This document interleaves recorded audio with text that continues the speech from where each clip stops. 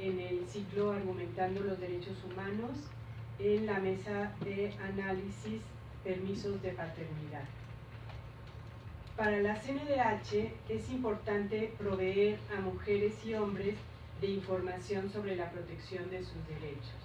En esta ocasión, el CENADE, dentro del ciclo Argumentando los Derechos Humanos, tiene el honor de contar con la participación de personas expertas tanto de la academia como de instituciones públicas que desde diferentes visiones filosóficas, jurídicas, políticas y sociales aportarán para la reflexión y análisis sobre los permisos de paternidad, con el fin de propiciar prácticas que fomenten la igualdad, toda vez que las desigualdades sociales afectan de manera distinta el binomio familia-trabajo, la seguridad social y la salud sexual y reproductiva de la población.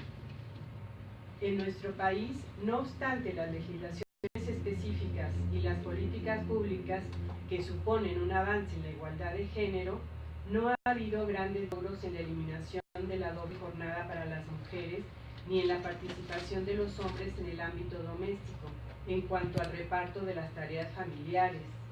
Los hombres necesitan no solo responsabilizarse respecto a sus derechos sexuales y reproductivos, sino conocer todos aquellos derechos relacionados con la paternidad, incluidos los permisos, los cuidados paternos, los horarios especiales de atención infantil y las guarderías, entre muchos otros, con la intención de defenderlos frente a patrones culturales que prevalecen en la sociedad y que refuerzan concepciones que vulneran sus derechos de paternidad, por cuestiones de identidad de género o por roles asignados que se reproducen en la normatividad y en las prácticas sociales y administrativas al interior de las instituciones. Para romper con esos patrones sociales y culturales, se requiere de una transformación del significado de la figura paterna, de una resignificación de las masculinidades, de una nueva pedagogía de los derechos humanos a partir de diversos modelos sobre la equidad y la igualdad de género. Los permisos de paternidad son un tema de igualdad y una cuestión de derechos humanos.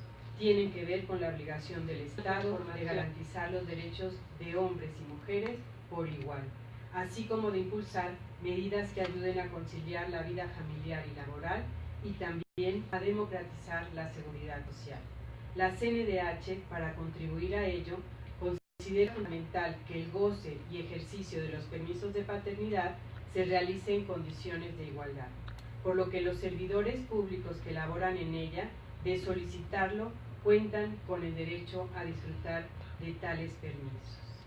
A continuación, vamos a dar inicio a nuestra mesa de análisis y me permitiré presentar a la maestra María de los Ángeles Aguilar Tenchipe y al doctor Juan Guillermo Figueroa Perea.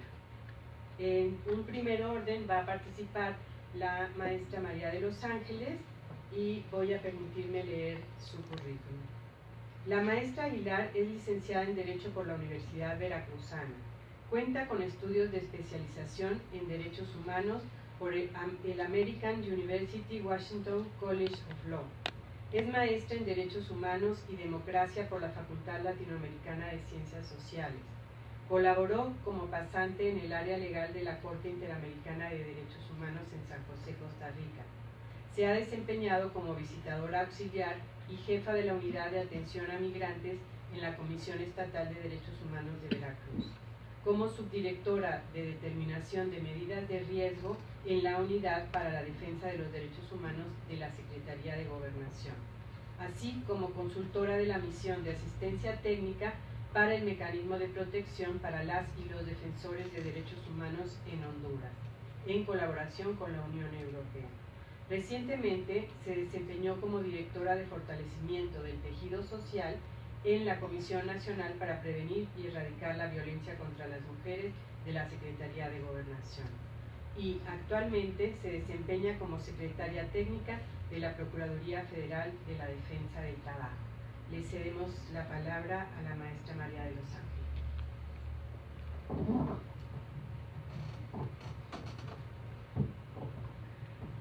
Muy buenas tardes a todas las personas que hoy nos acompañan. Es un placer para mí estar con ustedes el día de hoy para dialogar un poco sobre este tema de permisos de paternidad. Esta licencia o permiso de paternidad es una medida que tiene por objetivo contribuir a garantizar la corresponsabilidad de la vida familiar y personal de hombres y mujeres. En este sentido, el tema que vamos a tratar el día de hoy se relaciona con derechos humanos no solo de hombres y mujeres, sino también de niñas, niños y adolescentes. Y por supuesto el derecho consagrado en el artículo 17 de la Convención Americana de la Protección a la Familia. ¿Por qué se requiere una licencia o un permiso de paternidad? ¿Por qué tenemos que colocarlo en la legislación y por qué tenemos que establecer esta medida? Pues como saben, los roles de género en los que culturalmente crecemos y nos desarrollamos establecen diversos roles para hombres y mujeres. En el caso de las mujeres se nos establece o se nos asigna el rol de criar a las hijas e hijos. Bajo la lógica de el hombre es cabeza de familia y en consecuencia tiene la obligación de proveer el sustento y garantizar la seguridad alimentaria de todo el grupo familiar.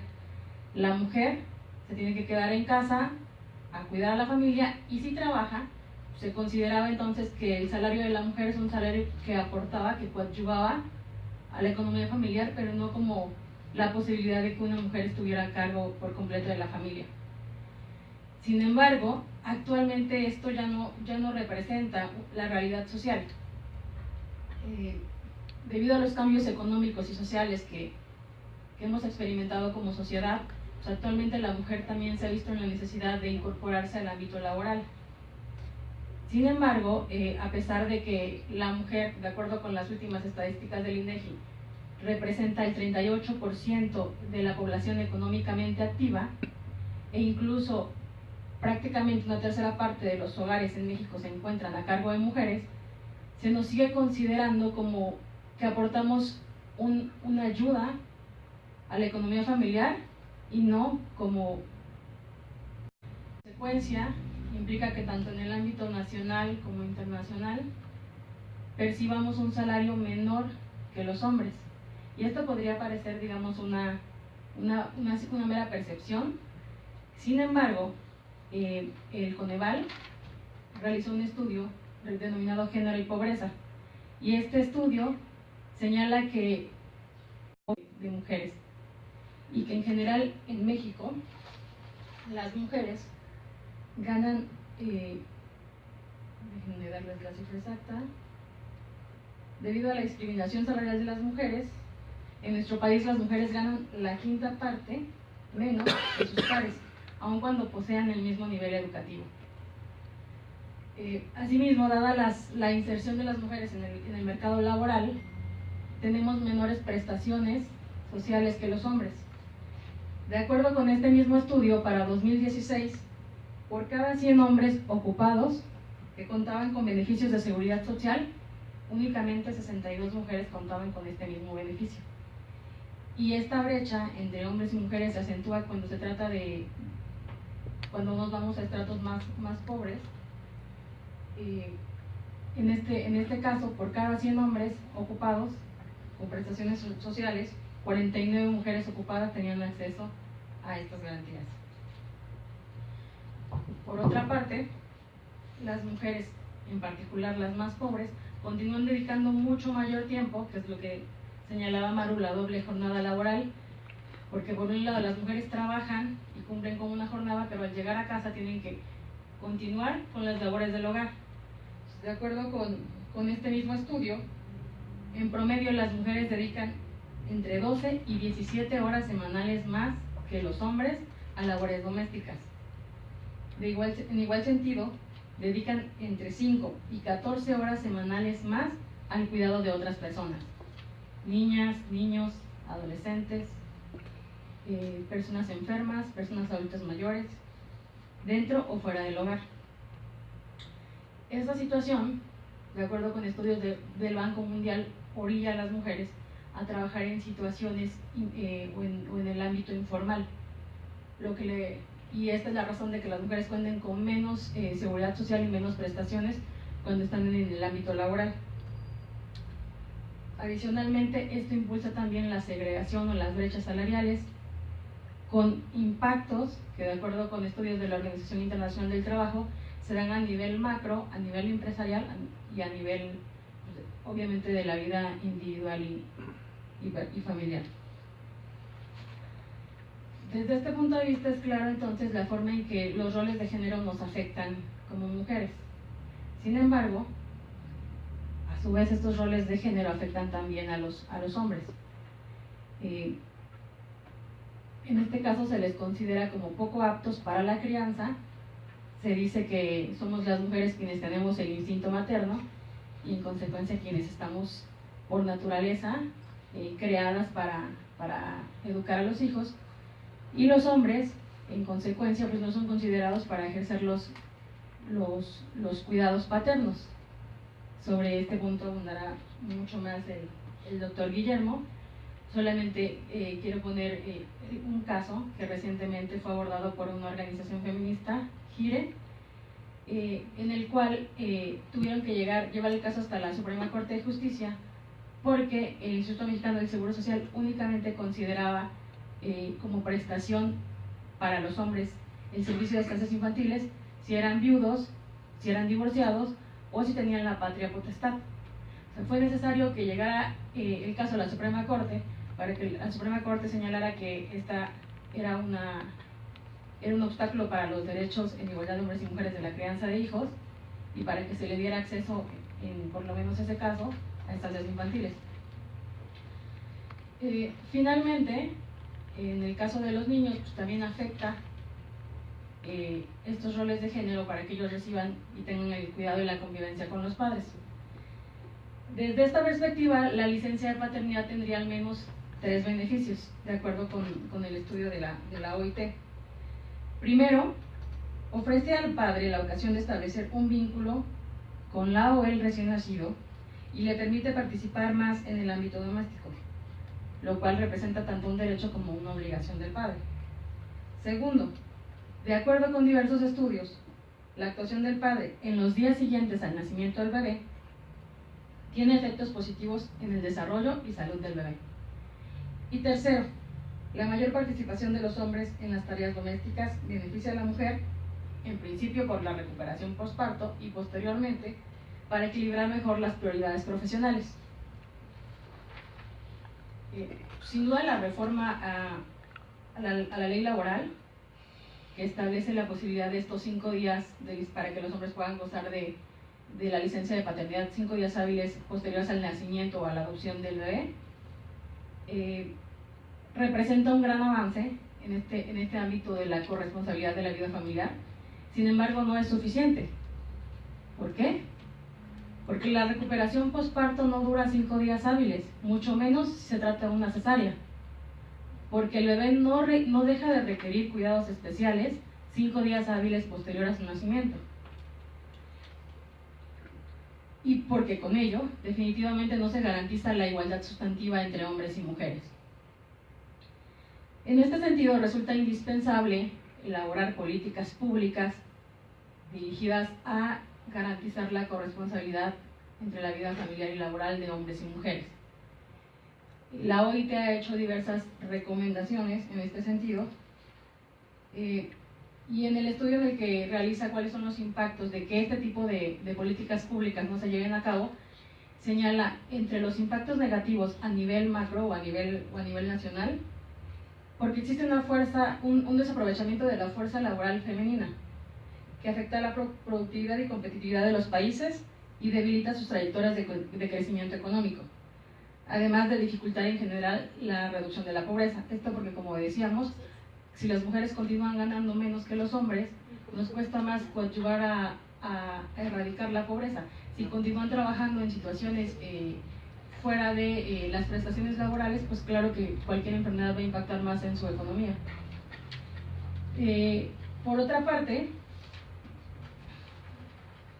a nivel de las unidades productivas, a nivel empresarial, el esfuerzo que realizan las personas para conciliar la vida laboral y familiar genera una enorme tensión que afecta su rendimiento y conlleva una menor productividad.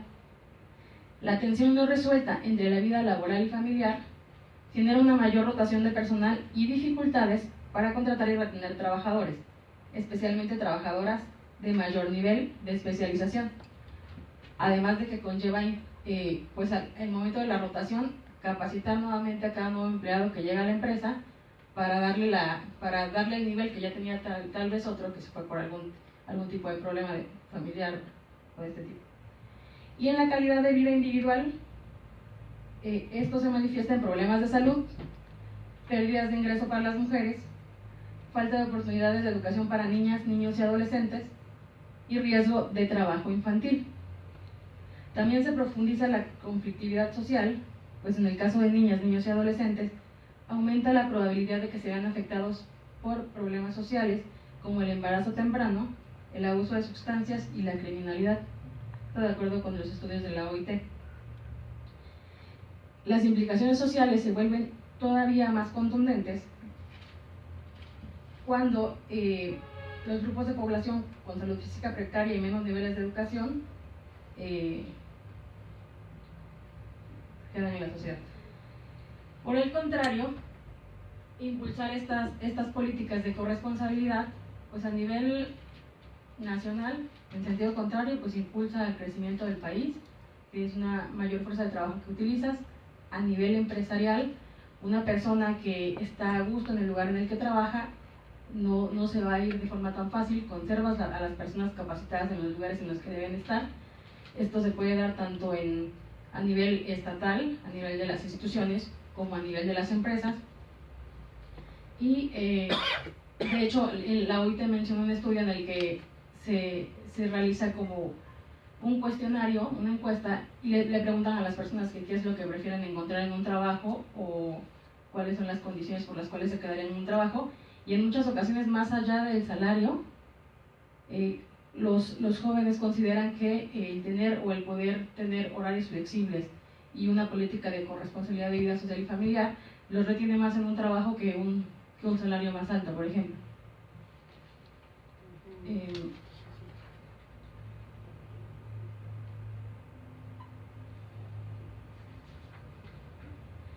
En este sentido, vale la pena destacar, y ya desde el punto de vista de los derechos humanos, o sea, ¿por qué tenemos que proteger, o por qué las empresas y por qué el Estado debe buscar la corresponsabilidad entre la vida social y familiar y laboral?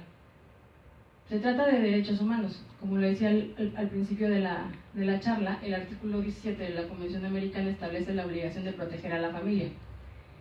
Y en ese sentido se ha pronunciado la Corte Interamericana en la opinión consultiva número 17, donde establece que la familia es la base social del Estado y que en consecuencia está obligada a ser protegida por el Estado, pero también por la sociedad. Lo mismo al referirse a los derechos de niños, niñas y adolescentes, que tienen el Estado y la sociedad también tienen la obligación de protegerlos. Entonces, de ahí la obligación de impulsar ese tipo de políticas públicas y enmarcarlas en derechos humanos. ¿Por qué enmarcarlas en derechos humanos? Pues porque desde este enfoque no es una potestad que el Estado te pueda dar o no, es algo que podemos exigir en términos de los tratados internacionales que el Estado mexicano ha ratificado, del artículo 4 constitucional, de la Ley para la Igualdad entre Hombres y Mujeres.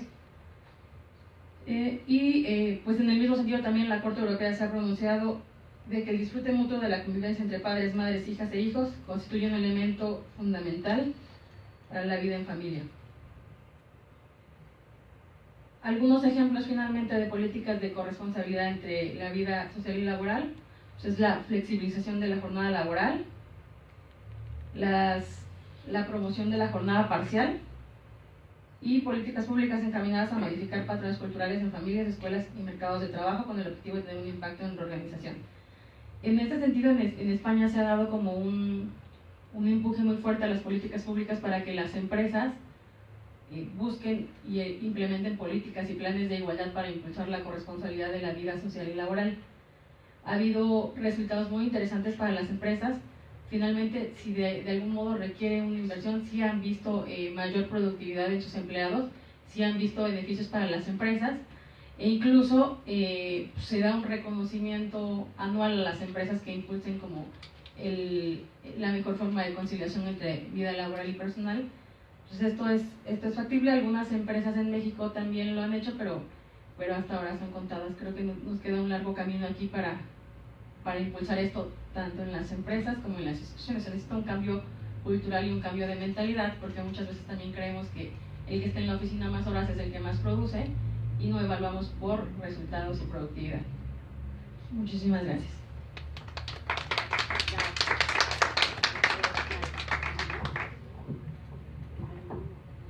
Muchas gracias, maestra María de los Ángeles. Angie, ya que me dijo Maru también. No, está bien. Vamos a ceder la palabra ahora al doctor Juan Guillermo Figueroa Perea. Él es Puma de corazón, igual que nosotras. Y en sus ratos de ocio, profesor investigador en el Colegio de México y profe de la asignatura en la UNAM. Esta es la presentación que él quiere para ustedes. Adelante.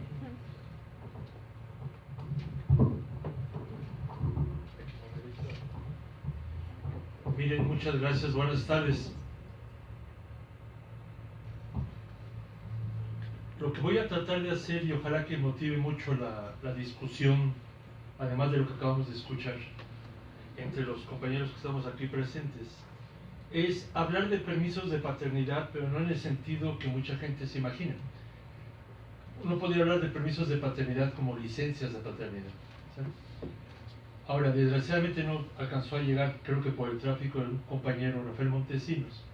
Él viene de la UAM y lo cito, aparte de que tengo mucho afecto por él, porque en la UAM desde hace como 20 años tenían licencias de paternidad. Cuando nosotros empezábamos a hacer a mediados de los 90 unas jornadas sobre paternidad tratando de hacer una propuesta legislativa para que hubiera licencias de paternidad, de repente alguien nos pasó el chisme que los guameros ya tenían licencia de paternidad. Y entonces dijimos, pues estos sí son de avanzada, ¿no? Y fuimos a preguntar cómo habían llegado a eso. Y lo interesante y preocupante era que muchos de los hombres sindicalizados no sabían de la licencia, y otra parte sabían pero nunca la habían usado. Y cuando les preguntamos por qué no, nos decían, porque yo no la pedí, yo no la necesito, ¿para qué quiero una licencia de paternidad? Y cuando indagamos cómo le hicieron para que llegara al contrato laboral una prerrogativa que nadie usaba, nos dijeron, es que las mujeres lo pidieron, para que los hombres no pusieran pretextos para no estar con los hijos. Entonces, al final de cuentas, parecía que no surgía de una demanda de los sujetos masculinos. Entonces era más o menos entendible que nadie pelara y hiciera caso de la licencia de paternidad. Entonces, yo voy a proponerles 5 ideas, 5 puntos, pero yo les llamo permisos de paternidad, pero casi sería permisos que los hombres debiéramos construir y demandar para recrearnos en la paternidad, más allá incluso de la licencia. Ahora, lo interesante, si les genera sentido los 5 puntos que les voy a plantear, es capaz de que uno dice, para poder hacer eso necesito una licencia. Pero yo, más que pelearme por la licencia, trataría como de problematizar cómo pensamos la paternidad. Entonces, primer punto, una de las cosas que me parece medio extraña en este honorable país es que a pesar de que hace 24 años hubo una conferencia mundial en el Cairo sobre población y desarrollo, y que en esa conferencia mundial, internacional, casi todos los países estuvieron ahí presentes y suscribieron sus declaraciones, se dijo, vamos a planear gubernamentalmente actividades de salud con una perspectiva de género. En México, muy obedientes de esos acuerdos, se creó el Centro Nacional de Equidad de Género, que existe todavía, ¿no? Pero más de la mitad de los partos en este país se atienden en hospitales de gobierno.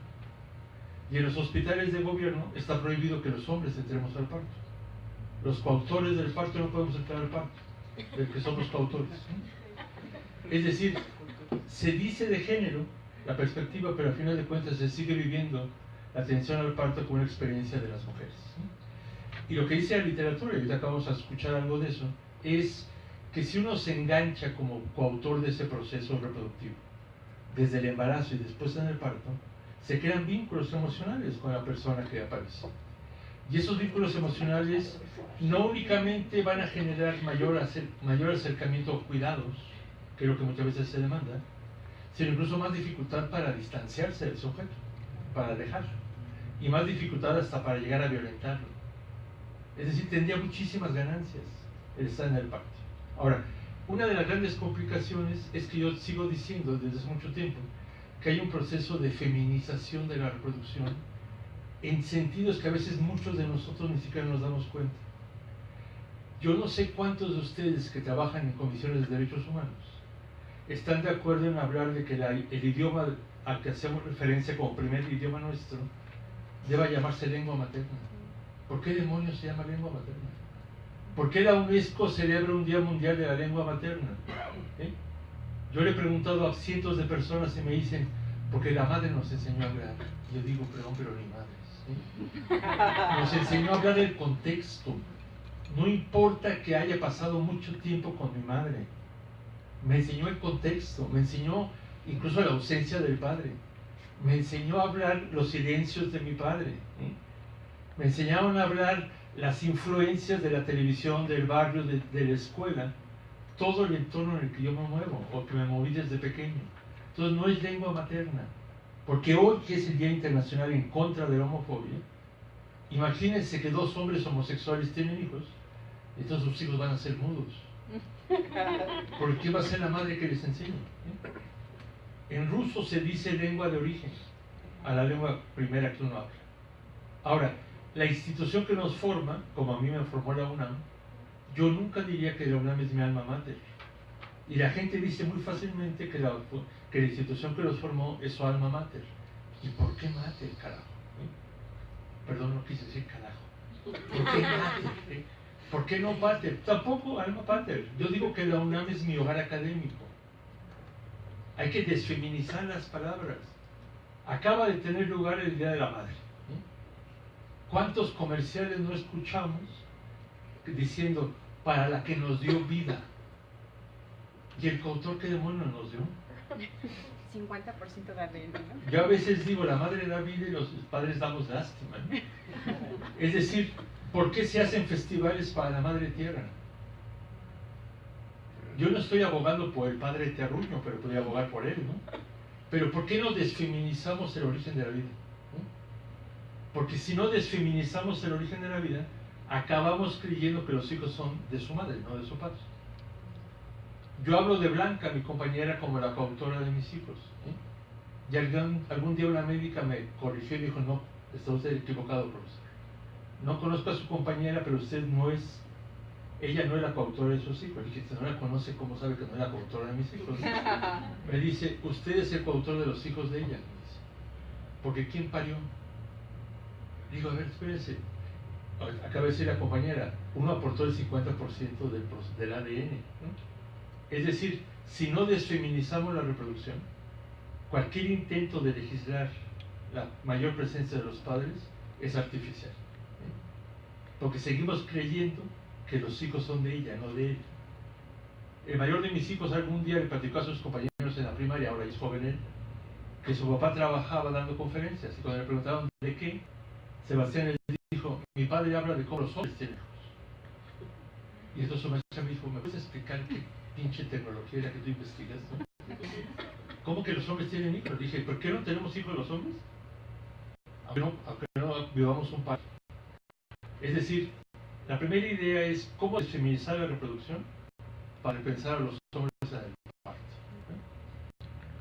Segundo, una de las cosas que me llama poderosamente la atención es que se habla de que la licencia de maternidad tiene como una de las grandes justificaciones que la mujer vivió un embarazo, fisiológicamente hablando, que está viviendo un parto y por lo tanto tiene derecho a recuperarse físicamente de eso. Absolutamente. El hombre muy cercano que está el proceso de gestación ni vive físicamente el embarazo ni vive físicamente el parto. Ahora, otra adicional que se le pone a la licencia de maternidad es que las madres van a alimentar al hijo o a la hija. Hay permisos de lactancia. Incluso aunque se acabe el periodo de licencia de maternidad, hay ciertos ajustes a horarios en muchos sindicatos por lactancia. Y cuando uno dice, ¿y el hombre podría alimentar? Me dicen, iba a decir no mames, pero suena medio feo. Me dicen, no juegues, ¿cómo que va a alimentar el hombre? ¿Sale? Pero a veces la gente cree que la única forma de alimentar es la lactancia. ¿Sí? Y cualquiera que haya estado cerca de un proceso de lactancia, que no siempre es fácil, el proceso de lactancia, pero saben que la lactancia no es únicamente la transmisión de leche, como de una vaca a un becerro. Es la transmisión de alimento, pero es la transmisión de física, es la transmisión de cercanía, es la transmisión de olores, es la transmisión de contacto. Yo, aunque no tenga leche que dar, yo puedo tocar a mi hijo, puedo alimentarlo a través de lo que yo le llamo el cuerpo paterno. Es decir, cuando uno ve cómo los hombres ya adultos nos abrazamos, no es muy tierno que digamos, ¿cierto? Es abrazo a través de la fuerza, de la rudeza. Yo tengo amigos que se quieren tanto que se han roto costillas de un abrazo. Ahora, y la pregunta que de repente muchas mujeres nos hacen es: ¿por qué son tan toscos? Yo no quiero justificar a ningún hombre, pero lo que a veces creo es que hay una poca práctica de cercanía, de contacto físico más ligerito. Yo acepto y agradezco profundamente los abrazos fuertes que me escriben y me mandan, pero sí, yo siempre les digo: ¿por qué no me mandan un abrazo suave? Bueno, no, así se dice, no me vale gorro que se diga así, ¿no? Estamos tan habituados que hasta al escribir mandamos abrazos fuertes. Entonces, yo lo que creo es que un segundo elemento que vale la pena pensar es si no estamos como dejando de lado un proceso de construir el cuerpo paterno para acercar. O sea, si yo alimento a mi hijo, o sea, curiosamente, sin yo buscarlo, ni mi compañera, ni la control de mis hijos buscarlo, ella no pudo lactar a mis dos hijos, ¿sí? Entonces fue a través de biberón. Entonces nos dividíamos, era muy fácil y muy práctico el dar el biberón. Pero a través del biberón y a través de ese contacto, yo aprendí a tocar a mis hijos y a sentir el latido del corazón de mis hijos y a sentir el sudor mutuo al estar tomando leche. Aprendí a oler a mis hijos. Yo a veces creo que hay un desarrollo del cuerpo paterno muy incompleto, porque sentimos que el cuerpo paterno no requiere de contacto físico con los hijos. Entonces, una de las grandes obras de la historia, y no lo digo exagerando, de estudios de masculinidad, es de Raywin Connell. Un libro que se llama Masculinidades, traducido 2 veces en sus 2 ediciones por la UNAM, la más reciente en 2015. Connell dice que una gran desventaja de los hombres es que si nos divorciamos, tenemos altas probabilidades de perder la custodia de los hijos. Y no lo dice echándole bronca a los abogados o a las malas mujeres, ni nada. No, dice, es altamente probable que perdamos la custodia porque las mujeres como colectividad han desarrollado ancestralmente mucho mayor experiencia de cuidadoras. A lo mejor se les impuso ser expertas en cuidado, pero a final de cuentas un juez tiene altas probabilidades de no equivocarse si dice: ella es probable que sepa mejor cuidar que el hombre. Estoy diciendo probabilidades, no estoy generalizando. Entonces, cuando yo se lo he dicho a queridos colegas en congresos de masculinidad, les digo: si ellas tienen las de ganar en la custodia por tener experiencia ancestral de cuidadores, ¿por qué no los hombres nos proponemos desarrollar una experiencia ancestral de cuidadores? Como para que en un futuro X, un juez o jueza diga: ching, pues ¿a quién se lo doy? A cualquiera de los dos podría dárselos, porque los dos son cuidadores. Un tercer elemento: las organizaciones internacionales, o las Naciones Unidas, la OMS, la UNESCO, hablan constantemente de la muerte materna. Los objetivos del milenio de 2000 a 2015 tenían como uno de sus grandes propósitos mejorar la salud materna. Y una de las metas para poder lograrlo era reduciendo la mortalidad materna. Voy a combinar el punto 3 y 4 de los 5 que quiero hablar. ¿Alguna o alguno de ustedes ha oído hablar de la muerte paterna? Métanse al Google. Bueno, ahorita no se metan al Google. En 2009, 2008, yo me metí al Google y Google me decía: quizá quiso decir mortalidad materna. Ven que Google es muy inteligente y nos corrige los errores. Pero yo le decía: oye Google, agarra la onda, yo no quiero hablar de mortalidad materna, yo quiero hablar de mortalidad paterna. Y Google me daba pura lista de textos de mortalidad materna. Lo que yo me pregunto es si un hombre se puede morir por paternidad. Y se los pregunto. Ustedes dirán, no, no juegues, compañero, serás muy académico, pero se me hace que alucinas. Las mujeres cuando se mueren por maternidad, según la OMS, es porque se mueren en el embarazo, parto y puerperio. ¿Eh? Ya sea por la gestación o por un mal servicio. ¿Eh? Ahora, uno diría, ¿a poco un hombre se va a morir en el embarazo, parto y puerperio? ¿A poco un hombre se va a morir porque le enreden el cordón umbilical? ¿No? A lo mejor la esposa quisiera enredárselo, pero no es ese tipo de muerte. ¿No? Entonces, una de las cosas que yo propongo es la mortalidad materna para empezar. Yo me cuestiono profundamente por qué el feminismo no ha cuestionado la definición que tenemos de mortalidad materna. ¿A poco la maternidad se acaba en el puerperio? ¿A poco la maternidad se acaba 42 días después del parto? Si a una mujer le matan a su hijo, se lo desaparecen, tantas cosas que estamos viviendo, y se muere la tristeza, mi pregunta es, ¿su muerte tuvo que ver con su maternidad? ¿Tuvo que ver con el dolor de perder a un hijo o una hija? ¿Eh? Si una mujer trata de proveer a sus hijos y en la búsqueda de proveer se muere porque le da un infarto, porque comete un delito y es sancionada y castigada, etcétera, etcétera, pocas personas dirían que eso es mortalidad materna. Pero lo que yo propongo es que eso es mortalidad asociada a la maternidad. Ahora, ¿qué pasa cuando un hombre es proveedor por mandato de género y no logra ser proveedor como se espera socialmente que sea? ¿Se puede morir un hombre en el proceso de ser proveedor?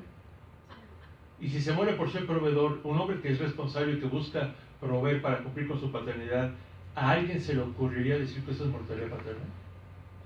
Yo digo que es mortalidad asociada a la paternidad.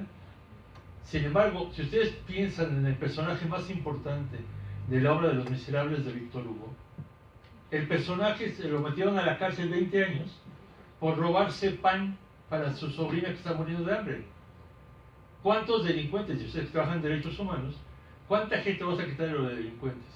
¿Cuánta gente comete delitos en un momento de desesperación por ser buen proveedor? No el delincuente fácil, el que busca trabajo y no lo encuentra, y viendo a gente que dependen de él muriéndose de hambre o necesitados de cosas. ¿Cuánta gente no se prostituye, se corrompe por necesidad? No estoy hablando de los que se corrompen por gusto. Pocas veces a eso se le llamaría muerte paterna. ¿Cuántas de ustedes conocen o ya han oído hablar de las madres y las abuelas de la Plaza de Mayo? Todo el mundo, sobre todo si trabajan en derechos humanos.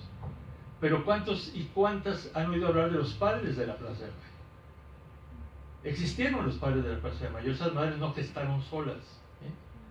Y al yo preguntarles dónde estaban los padres, ellas me dijeron, algunos estaban desaparecidos, otros estaban en la esquina de la plaza cuidándonos las espaldas para que no nos agredieran. Otros estaban en casa haciendo lo doméstico para que pudieran nosotros estar peleando. Dice, pero muchos se murieron por el dolor de perder al hijo. Me decían las madres de Plaza de Mayo, porque los hombres no saben qué hacer con sus dolores. Son tan machines que se guardan el dolor, rumian el dolor, y lo van gestando en su cuerpo, en ese cuerpo paterno del que hablo, y acaban tronando. Y muchas veces encontraron a los hijos cuando el padre ya se había muerto, que un día no estaba para devolverse. Entonces, piensen en los de Ayotzinapa, en los 43 hombres y mujeres. De esos 43 queridos normalistas, han desarrollado hipertensión, una serie de problemáticas de salud, y que salud es una búsqueda de equilibrio y bienestar fisiológico, psicológico y social. ¿En qué consistiría un equilibrio emocional en la paternidad? No se les hace, y lo digo académicamente, una pendejada dedicarme a proveer a quien no puedo ver. ¿Para qué carajos proveo si no lo puedo ver?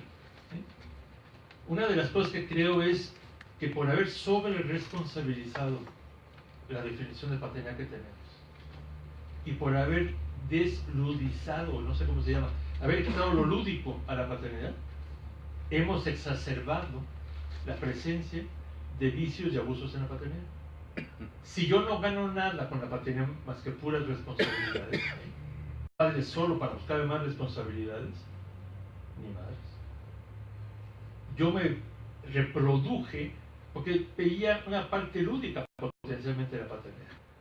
Entonces yo creo que hay que construir el concepto de salud paterna. ¿Qué significa el placer en la paternidad? Yo me divierto hasta la fecha muchísimo con la compañera. Graduamos el mismo día, compañero. ¿Qué pasaría si cuando uno le dice al hijo, porque soy tu padre, de repente el hijo me dijera, oye, papá, tal cosa, ¿y por qué? Porque soy tu hijo. ¿Habría reconocimiento a lo que él está diciendo? Yo tengo la impresión que si no redefinimos o revisamos la definición de paternidad, demandas de permisos de licencias son un poquito más ambiguas, porque nos las seguimos creyendo que los hijos son de la mujer, nos las seguimos creyendo que los sujetos masculinos buena onda son los que son acompañantes de los rituales de la mujer de cuidado, y no, al margen de los datos que dicen mis queridas amigas que investigan el uso del tiempo, dicen es que las mujeres trabajan mucho más tiempo, dedican mucho más tiempo al hogar que los hombres. Eso es muy cierto, pero tengo amigas que dicen las mujeres cuidan más. Digo, vamos a discutirlo. Si yo, hombre, vivo en Ecatepec y hago 2 horas y media porque trabajo en el Colegio de México y diario hago 5 horas de camino, y de repente tengo un trabajo precario que tiene un ingreso insuficiente y vivo en un municipio complicado y de vez en cuando me asaltan, y llego a mi casa y mi compañera me dice es que tú nunca cuidas a tus hijos, se me hace medio gacho, se me hace que corre una tremenda posibilidad de una injusticia. Entonces, ¿qué carajos estoy haciendo yo? ¿Cómo se llama lo que hago buscando la proveeduría? ¿Qué aporte hace a la lógica del cuidado el ser proveedor? O sea, si me dijeran, es que casi nunca estás con tus hijos, eso es cierto. Pero que no me digan que no los cuido. Porque a lo mejor no cuido en la talacha de la comida, en el talacha de todas las cosas, cuerpo a cuerpo, como les decimos algunos, ¿no? Pero ¿cómo le nombramos a lo que hago? Pensemos en padres proveedores responsables.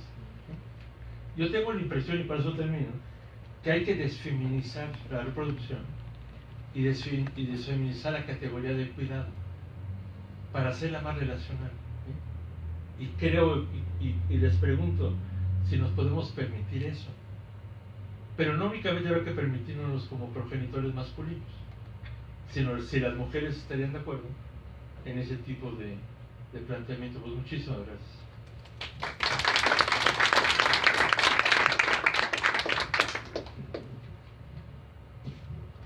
Qué barbaridad, qué respetuosa y respetuoso de su.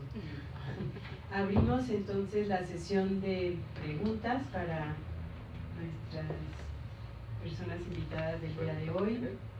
Si pueden hacerlo también de viva voz o si quieren hacer llegar alguna hoja, lo único que les pedimos es que sean breves en su pregunta, por favor.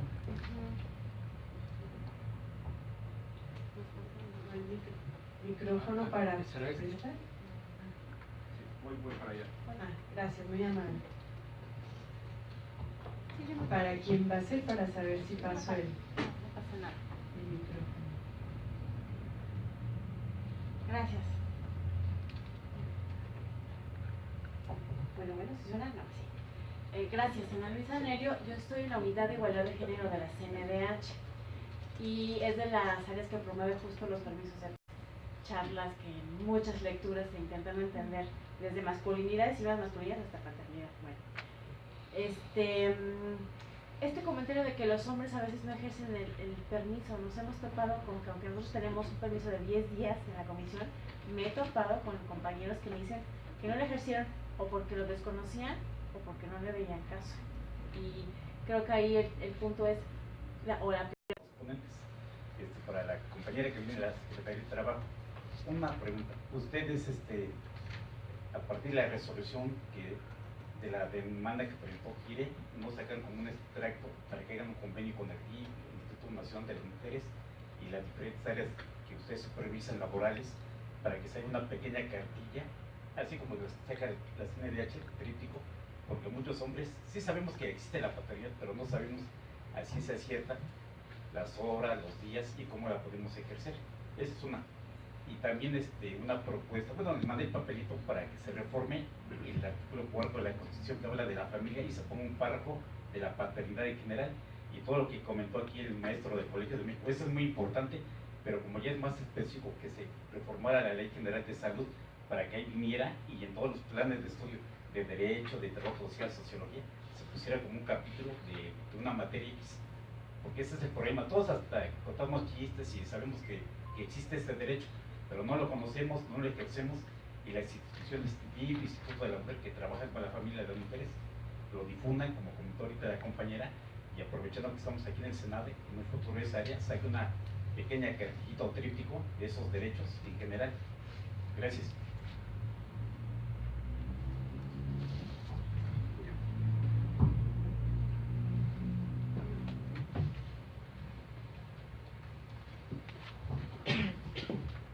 Derivado de la reforma, la Secretaría del Trabajo, que tiene la obligación de realizar las inspecciones en los centros de trabajo, sí impulsó una campaña para verificar qué serían los permisos laborales, pero pues estas campañas, estas visitas son aleatorias y demás.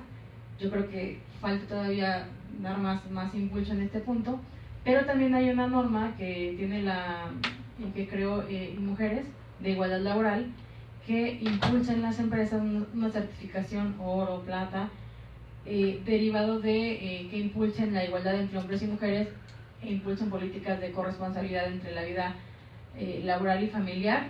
Creo que este es un primer punto de avance. Por supuesto que nos faltan reformas, muchas veces el ámbito jurídico no va de la mano de la realidad social. Vamos impulsando los cambios. La reforma en derechos humanos sería hasta 2011, y la armonización todavía está, digamos, en proceso. No todas las leyes que tenemos estatales y el resto de la legislación está homologada con la reforma. Creo que nos falta todavía continuar avanzando en ese sentido. Y respecto a lo que nos decía Ana Luisa, ¿qué podemos hacer para que los hombres lo hagan? A mí me ha tocado que muchos hombres tampoco quieren pedir el permiso porque los ven mal en la oficina, porque el que pide permiso o el que no está disponible todo el tiempo puede, digamos, socialmente es criticado. ¿Qué es lo que podemos hacer? Continuar impulsando en todas las instituciones tienen sus códigos y demás. Esto, el aumento de la licencia de paternidad, que hay algunas instituciones que lo han impulsado, que han dado, como tú decías, más días, pero pues sobre todo tiene que, como el cambio se trata de una transformación cultural, pues invitar a la reflexión, llevar a los hombres a esta reflexión. Yo creo que es a través de campañas generales, para que vean esta forma de paternidad que tanto les puede retribuir, como decía el doctor Guillermo, que tanto los puede vincular con los hijos y pueden disfrutar también, porque es algo que se disfruta también mucho, el tener la posibilidad de estar en el desarrollo de los bebés. Es una época que no regresa y es una época muy bonita para compartir con ellos. Y creo que el camino, por ser un cambio cultural, una transformación cultural, va a ser bastante largo, pero el punto está en continuar, no dejar de insistir en la difusión de este tipo de nuevas masculinidades.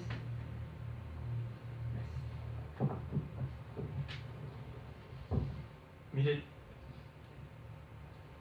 yo soy filósofo, entonces los filósofos somos muy malos para hacer sugerencias, somos buenos para hacer preguntas, andar incomodando. Pero al mismo tiempo que ser filósofo, soy progenitor y he dialogado sobre esto como 20 años. Entonces, yo sí tengo sugerencias de lo que he visto que genera sentido para cambiar. Yo no estoy tan seguro de hablar de nuevas masculinidades o nuevas paternidades, sino de formas distintas de vivirlo. Algo que he encontrado como muy rico es hacer evidente lo que se pierde por no tener licencia de paternidad. Es decir, ¿qué se gana si yo convivo con el sujeto?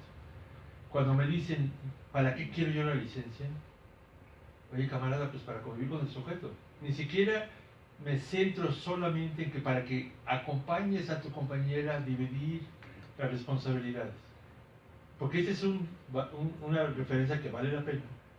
Pero se le vende, más bien no se le vende, sino se le dice, es que tú también eres el padre y tú también eres corresponsable. Y si yo puedo zafarme de esas responsabilidades, pues me zafo. Pero si yo lo planteo como de lo que me pierdo, ya me mete un poquito de diferencia. Es decir, ¿qué gano estando conmigo? Lo que dice la literatura es que un hombre que aprende a cuidarse a sí mismo. Es decir, gana su salud misma. Si yo hablo de salud emocional, la convivencia con un sujeto tan impertinente como un niño, y digo impertinente en sentido positivo, a diferencia de los borrachos que son impertinentes en otro sentido, un niño que cuestiona, un niño que pregunta lo que es obvio. Si yo me doy el chance de escuchar y dialogar con alguien que pregunta lo obvio, es de las cosas más divertidas que se pueden imaginar. En el colectivo de hombres por relaciones igualitarias, que ya no existe pero se subdividió en varias, hicieron una camiseta que decía: defendamos nuestro derecho a la ternura. El menor de mis hijos, desde niño, era mucho de contacto físico, era muy tierno, digamos. Y un día que empezó a leer, vio que yo traía esa playera y me dijo: oye papá, ¿qué dice la playera? Y dije: pues léela tú. Después de un rato se quedó con la palabra ternura y me dijo: oye papá, ¿qué es ternura? ¿Cómo le explica a un niño de 5 años qué es ternura? Piensen los hombres y mujeres aquí presentes. El tipo que está hablando, un académico que habla de conferencias y chachorros en muchos lugares, dijo: mira, Bernardo, casi pidió su micrófono, ¿no? Dijo: mira, ternura es como cuando te abrazo, como cuando te beso, cuando te acaricio. Y luego, para acabarla de fregar, le digo: ¿te gusta que te lo haga? Y Bernardo, de 5 años, se voltea y me dice: no, papá, dice, ni que fuera perro. Y cuando vio la cara de aturdimiento de su papá, me dijo: no, papá, lo que a mí me gusta es cuando nos apapachamos. Es decir, si uno, más que centrarse en la obligación de la corresponsabilidad, etcétera, etcétera, construyera propuestas de lo que se están perdiendo, camaradas, por no estar con los hijos. Hay hombres, no diría habría porque conozco, que replantean cosas. Hace años generamos una categoría blanca, la autora de mis hijos y yo, que se llama la soledad de la paternidad. Y no era para decir pobrecitos los hombres que solo los viven, sino era la soledad de la paternidad es lo que los hombres se pierden de la paternidad por no cuestionar los modelos de masculinidad. O sea, diciéndole: güey, te lo pierdes, compañero. Sí, si no quieres, pues es tu bronca. Pero cuando uno les habla de lo que se gana, hay quienes se la compran. Y no lo digo en términos peyorativos. Ahora, un segundo comentario sobre el Día de la Madre y el Día del Padre, lo que acaba de preguntar. Para mí es muy interesante eso, pero yo les sugiero que lo pongan a dialogar cuando tanta gente que trabaja en derechos humanos dice: es que las mujeres hacen un trabajo no remunerado, y aparte con muchas más horas. Yo le he dicho a queridísimas colegas que investigan el tema: yo no estoy de acuerdo que ese trabajo no sea remunerado. Yo le pondría a los textos: es no remunerado económicamente, pero no remunerado a secas, porque tiene remuneraciones simbólicas. Si yo me estoy rifando la vida para trabajar y proveer, porque eso fue lo que socialmente me enseñaron, muchos hombres y mujeres decimos: es que mi madre siempre estuvo conmigo. ¿Y dónde se entra en el paquete lo que aportó el sujeto que estaba fletándose para aportar cosas económicas? Es decir, yo sugiero distinguir la remuneración económica de la remuneración simbólica. El Día del Padre es muy diferente porque ese que me dio, ese nunca está conmigo. Pero uno de los padres de Ayotzinapa conoció a su hijo a los 6 años. ¿Por qué? Porque se fue de indocumentado a Estados Unidos cuando su compañera tenía 3 meses de embarazo. Y al estar indocumentado no lo dejaban regresar, porque perdía la posibilidad de volver a irse. Entonces, después de 6 años de oír de su hijo, regresa por 3 meses y le dijeron: si no regresas en 3 meses a Estados Unidos, no te damos el trabajo. Entonces, su compañera le dijo: ¿sabes qué, camarada? No te enganches con el hijo, porque te vas a ir otra vez. Regresó a los 13 ya de manera definitiva para estar con su hijo. Y como a los 15 el hijo le dice, papá, me voy a ir a la normal de Ayotzinapa. Y el relato que hace de su hijo es dolorosísimo, porque dice, el día que él se iba a Ayotzinapa, yo no tenía un centavo que darle. Y él era albañil, le dieron un trabajo inmediato para poner un lavabo, se fue a hacerlo y le dieron 100 pesos. Entonces dijo, regresé, dicho por él, hecho a la madre, para alcanzar a mi hijo de darle por lo menos los 100 pesos. Dice, llegué y él iba caminando en la casa hacia el otro lado, porque iba a tomar la pecera que lo llevaba hacia Ayotzinapa.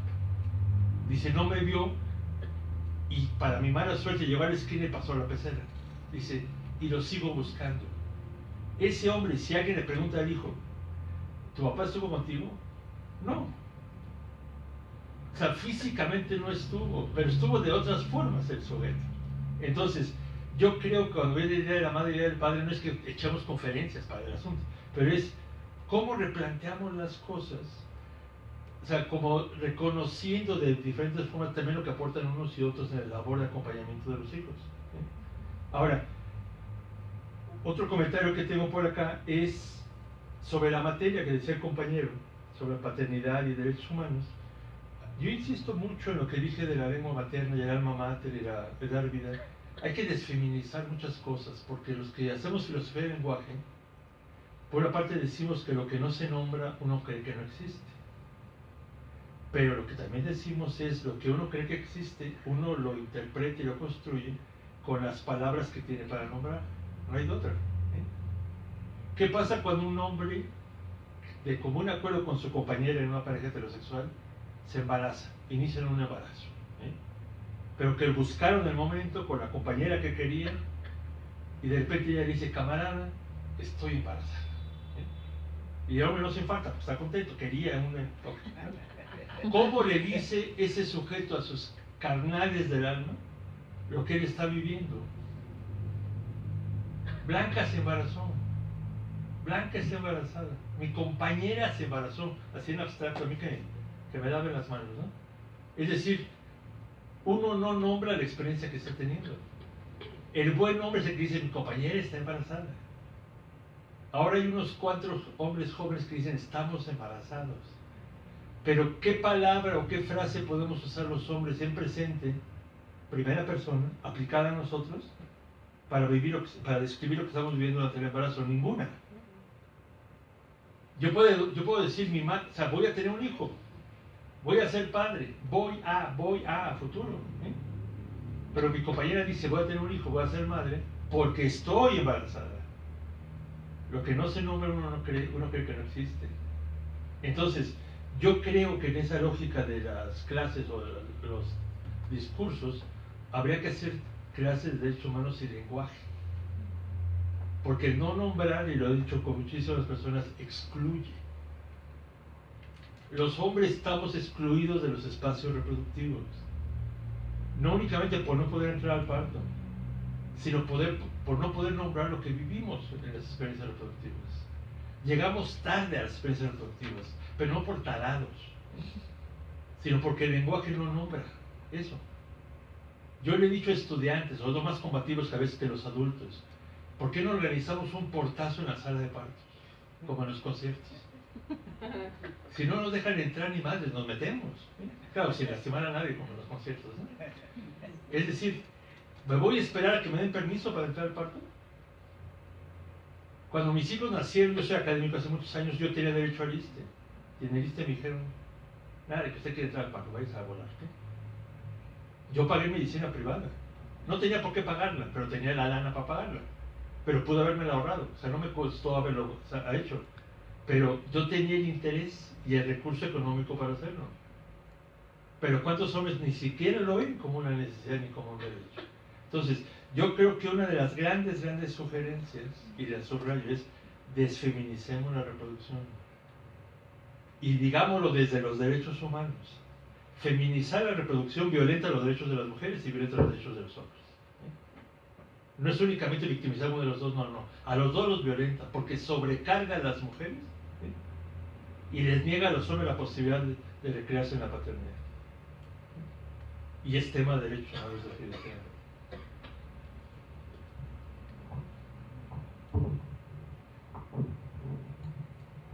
¿Alguien más tiene una pregunta, una participación? Adelante.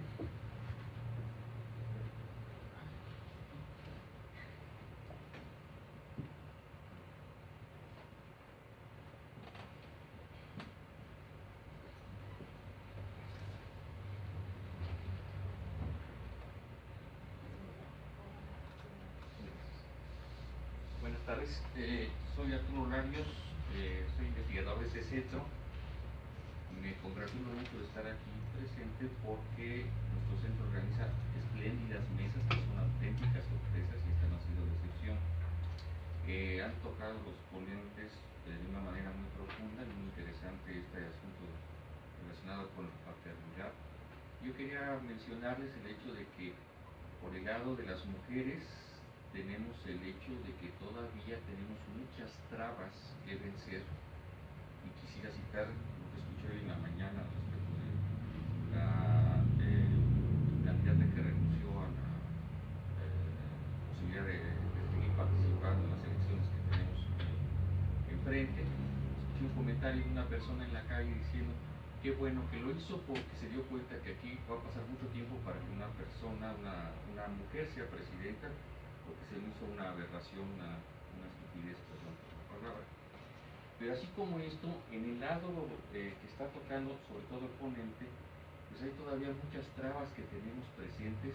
También aquí invoco un ejemplo de un compañero que tenía muchos ribetes machistas, después vimos de la secundaria, perdón, y después vimos que en su casa había mucho de este tipo de cosas, pero me acuerdo que el ejemplo era este compañerito de secundaria se sentía bastante mal y le decíamos, pues habla con la maestra o el maestro para que vayas a orientación, al departamento de orientación, y te dejen salir para que tus papás o tu mamá te lleve al doctor. Y este compañerito decía, no, al doctor no. ¿Por qué? ¿Te ves mal? ¿Te ves pálido? No, es que eso es para las viejas. Eso es para las viejas. Los hombres no vamos al doctor. A mí me han llevado muchas veces y creo que no me ha pasado. ¿Qué pasa en ese sentido? Lo que ya trato de llamar la atención con esto es que hay muchas trabas, tanto para las mujeres como para los hombres, y en el aspecto de los hombres, de no manifestar esa ternura, porque eso no le corresponde al hombre, de no tocar a veces a los hijos porque los toca, es que no debe tocarlos, es decir, no puede llorar. Acuérdense del tema ese de los hombres no lloran, que no es hombre, que no se puede aguantar, etcétera, etcétera. Entonces tenemos ahí, yo lo que pensaría es que tanto en un ámbito como en el otro tenemos muchas trabas y muchas resistencias que vencer. Me ha parecido muy interesante y agradezco mucho y felicito mucho a los miembros de la mesa. Han tocado de una manera muy interesante estos aspectos y ojalá que se pudiera seguir profundizando en esos aspectos. Muchísimas gracias. ¿Algún comentario?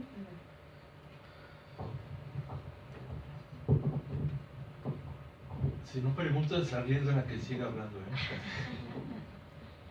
Bueno, a mí se hace muy interesante este comentario de las trabas, porque una de las cosas que se hacen en derechos humanos, y bueno, no soy quien para explicar qué se hace en derechos humanos, se discute la cuestión de las acciones afirmativas, ¿no? Y se trata muchas veces de que las acciones afirmativas sean una reparación de una discriminación ancestral o de una desigualdad ya institucionalizada. A mí me preocupa, estando yo totalmente a favor de las acciones afirmativas, me preocupa que se implementan y no se discuten, no se habla de ellas. Yo oigo a hombres quejándose de que en el metro y metrobús hay vagones para mujeres, ¿no? Y yo estoy absolutamente de acuerdo en la necesidad de esos vagones, pero me parecería que sería mucho más rica la medida si hubiera mensajitos de por qué esa acción afirmativa. La queridísima UNAM, después de más de 400 años de ser universidad, aunque solo 100 y tantos de ser una, nunca ha tenido una rectora. Nunca. El Colegio de México tiene a su primera presidenta en este momento, pero fue presidenta nombrada el año que cumplíamos 75 años. Se tardó un poco el colegio, pero la UNAM se ha tardado mucho más. Entonces, yo creo que una lógica comunicativa de derechos humanos sería problematizar las acciones afirmativas. Un segundo elemento, en la lógica incluso de acciones afirmativas, que eso va a sonar raro. La cuestión de no cuidarse, o que no voy al médico porque soy hombre, ¿no? Varios y varias de ustedes deben haber escuchado en febrero la campaña del mes por la salud de los hombres. Y deben haber visto publicidad en radio, televisión y hasta en camiones que decía hasta los superhombres se enferman, hasta los superhéroes se enferman. Yo di una conferencia en el ISSSTE en ese mes y les dije, perdón, compañeros médicos, pero se me hace medio chafa la campaña. Con todo respeto les dije, ¿no? Le dije, porque nos enfermamos porque no somos superhéroes. No sigan con ese discurso de que hasta el superhéroe se enferma. No, se enferma porque no es superhéroe. Una de las cosas complicadas es no las creemos que somos invulnerables. Hace 3 años publiqué un artículo con una colega chilena que se llama La fragilidad de los invulnerables, la salud de los hombres. Les decía hace un momento, nosotros yo hablo mucho de omisión del cuidado. Es un término muy jurídico, omisión. Los derechos humanos se pueden violentar por omisión. Pero ¿qué sucede si yo, Juan Guillermo, soy violento con Juan Guillermo? ¿Qué sucede si yo omito el cuidado de mí mismo? Si alguien comete negligencia médica, lo demanda. Pero tengo un querido colega psicoanalista que dice que los hombres cometemos negligencia suicida con respecto a nosotros mismos. ¿Cómo demando a Juan Guillermo por no cuidar a Juan Guillermo? Si un adulto no cuida bien a un menor de edad, se le puede quitar la custodia del menor de edad por omisión de cuidado. No cuidó a quien debía haber cuidado. ¿Qué pasaría si yo dijera, entonces le voy a quitar a Juan Guillermo la custodia de Juan Guillermo porque no cuida a Juan Guillermo? Suena broma, pero no es broma. El menor de mis hijos, ese que habló de la ternura, desde chavillo cuando algo le sale mal dice, si seré güey, ¿no? Pero del mismo. Cuando algo le sale muy mal, dice, si seré pendejo. No les digo cuando sale muy mal, porque entonces ahí me censuran lo que voy a decirles, ¿no? Pero entonces un día que dijo, si seré güey, dije, oye Bernardo, fíjate que escuché que alguien le dijo güey a mi hijo. Dijo, me dice, papá, dice, aquí no hay nadie, solo yo. Yo me dije a mí mismo, de acuerdo, le dije. Pero hubo alguien que le dijo güey a Bernardo, aunque seas tú. Y que alguien le diga güey a mi hijo me encabrona, le dijo. Ay, papá, dice, tenías que ser filósofo. Pero lo que dice la filosofía es que somos el otro de nosotros mismos y somos el otro de los otros. Y no juego de palabras. ¿Cuántas personas no conocen ustedes que dicen, bueno, de algo me tengo que morir, ¿no? Así es que déjame en paz. Yo fumo, yo bebo, yo me drogo. Es mi vida, ¿no? Y aunque tenga diabetes, como dulces porque es mi vida. Entonces yo les digo, a ver, camarada, si fuera Robinson Crusoe, sobres. ¿No? Pero si yo dijera, es mi vida, Bernardo podría decirme, maestro, me vale bueno pasar tu vida, tú eres el papá de Bernardo. Y estás descuidando al papá de Bernardo. Estás descuidando al papá de Sebastián. Estás descuidando al coautor de Blanca. Estás descuidando al hermano de tal, a todos mis hermanos. Estás descuidando al amigo de tus amigos. Entonces, eres un alguien social, diríamos los filósofos. Yo a veces creo que la salud de los hombres, y qué bueno que sacó el tema, la salud de los hombres pasa por la cuestión del cuidado que hay que cuestionar profundamente. Un elemento de derechos humanos. La esperanza de vida de los hombres mexicanos está disminuyendo. Oigan eso, la esperanza de vida de los hombres mexicanos está disminuyendo recientemente, en los últimos 10 años. Eso solo pasa en épocas de guerras mundiales o de grandes epidemias. Y está pasando por la magnitud de hombres asesinados en México. Y yo estoy totalmente a favor de combatir el feminicidio. Pero el 87% de los homicidios del año pasado, los que murieron fueron hombres. Y nadie hace ningún escándalo porque se mueren los hombres. porque es normal que se mueran violentamente. Nadie, o sea, va a interpretar mal diciendo que las mujeres los mataron, no. Más del 90% de quienes los mataron eran hombres también. Hay feministas amigas mías medio radicales que me dicen, bueno, es un problema de hombres. No, maestra, nos estamos matando los hombres. Y nadie lo dice como un problema de derechos humanos. Ahora, o sea, si mis hijos tuvieran hijos hoy, la esperanza de vida de mis nietos, si fueran hombres, sería menor que la de mis sobrinos que nacieron hace 10 años. Es una aberración eso. Es un problema de derechos humanos.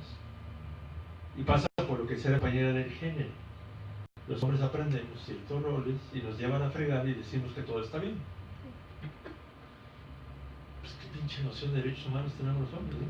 Nuevas formas de convivir violentas, ¿no? Sí, qué bueno que hizo la pregunta, porque yo cuando digo que no me gustan las categorías de nuevas masculinidades o nuevas paternidades, no quiere decir necesariamente que no tengamos que resignificar la masculinidad. O sea, es simplemente. Yo más bien creo que el problema que a veces se da cuando uno habla de nuevas o masculinidades o nuevas paternidades corre el riesgo de que todas las masculinidades antiguas eran malas. Cuando la gente dice, es que esa no es la paternidad tradicional, yo les digo, ¿cuál es la paternidad tradicional? Mi padre nació en 1915, es decir, nació en la década de la Revolución Mexicana, y era un tipo generoso, cariñoso, no violento, no mujeriego, familiar, ¿verdad? ¿Era paternidad tradicional o no? Y nació hace 102 años, murió hace ya 36 años. Es decir, yo lo que digo es, la experiencia de ser hombre y de ser padre tiene cosas positivas y negativas. Y como se dijo hace un momento, hay que ponerlo a dialogar con los derechos de las compañeras y los derechos de los hijos de esos compañeros. Y tratar de reinventar relaciones menos violentas o mucho menos violentas a partir de eso. Pero pasa seguramente por resignificar y reflexionar sobre la masculinidad. Yo les dije que resignificáramos paternidad. Yo suelo dar una conferencia que se llama Me muero por ser hombre. Qué ironía, me muero por ser hombre. ¿A qué me refiero? Yo no soy cafetero, soy cafeinómano. Y no es metáfora. Toda la vida tengo ganas de un café. Entonces yo me muero por un café. Los hombres nos morimos por ser hombres. Y literalmente fallecemos por ser hombres. O sea, buscamos algo que no es tangible. Siempre le queremos demostrar de junto que somos más hombres que de junto. En el Colegio de México publicamos un libro que se llama Sucede que me canso de ser hombre. Es una frase de un poema de Pablo Neruda. Sucede que me canso de ser hombre. Y una amiga me dijo, pero no se cansen, échenle ganas. Mi madre, si yo hoy, 17 de mayo del 18, sigo un comportamiento que no responde a los estándares de masculinidad, a mí me pueden decir que poco me eres. Y por más que yo les diga, no jodan, llevo 62 años echándole ganas, suena como en los juegos de serpientes y escaleras, caíste en la celda equivocada, compadre. Entonces, yo lo que creo es, si queremos resignificar las relaciones y hacerlas sobre todo menos violentas, más equitativas, y añadámosle el título de más lúdicas, hagamos ejercicios de otredad. Pongámonos en el lugar de la mujer siendo hombres y pongámonos en el lugar de hombres siendo mujeres. Es decir, tratemos de imaginar lo que siente la otra, lo que vive el otro. Porque si no, ahora que hablaba el compañero de salud, tengo un amigo que dice, no es cierto que los hombres no vayamos al médico. Entonces, anda, ¿cómo que no? Si todos podrían confirmar que eso es cierto, ¿no? Dice, no. Hacemos una pequeña pausa, los hombres, ¿no? Pasamos del pediatra, dice, al geriatra. Y solo regresamos en casos de emergencias. Suena cierto, ¿no es cierto? Es decir, porque asumimos que somos invulnerables. O que tenemos que resistir el dolor, aunque el dolor nos esté oprimiendo. Es probable que por las edades de algunos de ustedes, y no digo quiénes, hayan conocido personalmente a Amparo Ochoa, y que la hayan escuchado. Los más jóvenes a lo mejor solo la han escuchado sin haberla conocido, se murió hace varios años. Ella cantaba una canción que se llamaba Jugar a la Vida. y citaba una frase de la canción maravillosa que dice: eso de jugar a la vida es algo que a veces duele. Yo me he fusilado la frase de Amparo Ochoa, pero le cambio un pedacito, digo, eso de jugar a ser hombre es algo que a veces duele. Y lo digo por la otredad. Mis 2 hijos son actores de teatro, y el teatro por definición es crear otredad. Entonces, jugar a ser hombre es como una acción de crear un personaje de teatro, igual que jugar a ser mujer. Represento los roles y los aprendizajes de género. Pero el guión de las mujeres dice: se vale quebrarse, se vale pedir ayuda, porque es parte de ser mujer. El guión del hombre dice: ni madres, compadre. Tú que lloras, te quito el personaje. Entonces, me está llevando, no es metáfora, la chingada, y me preguntan: ¿cómo estás? Y yo respiro profundo y digo: todo bajo control. Y el día menos pensado me muero. Es decir, estamos actuando de una manera muy chafa. Estamos creando un personaje irreal con la masculinidad. Entonces, hay que resignificarlo, hay que reconstruirlo. Porque si no, de otra manera, lo que acaba generando es como no movamos el estereotipo y tratamos de hacer las cosas más amables. Pues no. Otro tema de derechos humanos y violencia. En términos de acciones afirmativas, hay una ley que cumplió 10 años el año pasado por el derecho de las mujeres a una vida libre de violencia. Acción afirmativa, para mí. ¿Los hombres no tenemos derecho a una vida libre de violencia? Yo diría que sí. A lo mejor la ley lo que hace es evidenciar que es una acción afirmativa por una población muy vulnerada, muy discriminada y muy violentada. Y hay una encuesta de la dinámica de las relaciones en el hogar del INEGI que mide eso. Pero yo cada vez que quiero hacer enojar a mis amigas feministas, y tengo muchas amigas feministas, y me dan los datos de la encuesta de la dinámica de las relaciones en el hogar, les digo que pues qué grave, ¿no? 70%, 40%. Y les digo: ¿y qué porcentaje de los hombres han vivido violencia? Me dicen: no, pero eso no es relevante. Pero ¿qué porcentaje los hombres han vivido violencia? La encuesta no lo mide. Lo que no se nombra no cree que no existe. Me dice: Juan Guillermo, pero eso no es relevante. Digo: ¿quién dijo que no es relevante? Yo tengo 2 hijos varones, jóvenes. Cuando me digan que viven violencia, les voy a decir que no es relevante. Me dicen: bueno, tus hijos sí. Digo: no, ni madres, no hay nepotismo en la agenda, ¿no? Yo le pregunto a gente joven, hombres jóvenes: ¿has vivido violencia? Pero gente, amigos, así informalmente, conversaciones. Y me dicen: no. Entonces digo: pues chido, ¿no? O sea, y les digo: ¿algún día te has peleado? Uy, muchas veces. Y no crean que pongo cara de asusto ni de... Y le digo: oye, ¿y por qué te peleaste? Pues mira, una vez por defenderme de alguien, otra por ayudarle a alguien a poner en su lugar a una tercera persona. Imagínense, ayudarle a alguien a poner en su lugar a alguien más, ¿no? Y otros me dicen, sobre todo los que van al Estadio Olímpico: pues por el gusto de madrearte con alguien. Por el gusto de madrearte con alguien. Le digo: ¿y físicamente qué te pasó en la pelea? Pues mira, tengo el tabique de la nariz medio desviado, tengo un diente menos, un día me fracturaron un dedo, y hay quien me dice: un día hasta me conmocionaron. Le digo: oye, camarada, pero no crean que regañando, pero no me habías dicho que no has vivido violencia. La respuesta es para ponerse a llorar.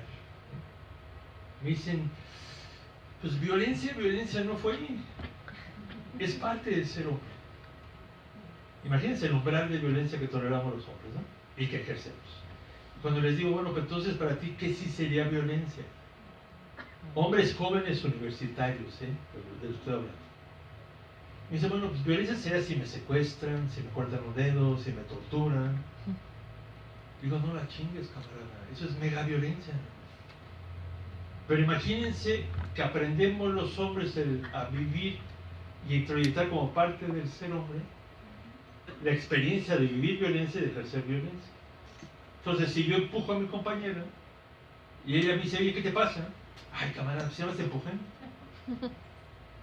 Entonces, yo sí creo que no es que no haya que reinventar la masculinidad, Más bien, hay cosas positivas de los intercambios, de los aprendizajes de género, pero hay cosas que vulneran a los dos. Esos hay que cuestionarlos. Pero que los hombres reflexionemos cómo los propios aprendizajes de ser hombre nos vulneran a los hombres. ¿Cuántas veces, no sé cuántos de ustedes fumen, y no voy a balconear a nadie, pero las cajetillas de cigarros dicen, este producto puede ser dañino para su salud? En algunos países dice, este producto provoca la muerte. Si alguno fuma delicados, la cajetilla dice, este producto provoca impotencia sexual. Yo tengo amigos que dicen, yo quiero de los que provocan la muerte. Los de impotencia sexual, antes muerto que impotente, ¿no? Pero lo que voy es, los colegas que investigan la salud de los hombres dicen que ser hombre es un factor de riesgo. Entonces imagínense que cada vez que nazca un niño, le pusiéramos un sello aquí que dijera, este producto puede ser dañino para tu salud. Claro, no que se vea para que nadie lo estigmatice, pero que él se lo crea, que la socialización a la que va a estar expuesto lo pone en riesgo para su salud y para las personas con las que interactúan. Entonces yo sí creo que hay que reflexionar sobre la masculinidad más que reinventarla. Es reflexionar y ver sus lados positivos y negativos para ambos, para hombres y mujeres, al final de cuentas.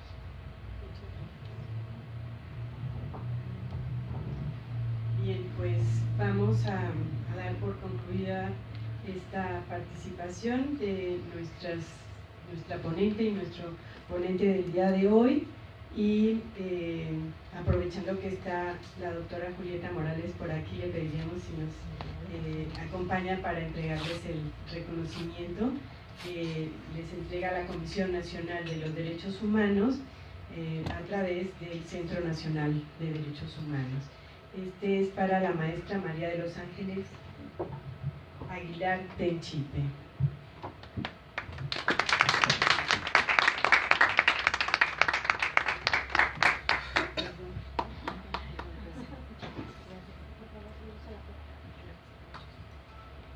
Y este es el del doctor Juan Guillermo Figueroa Pereira.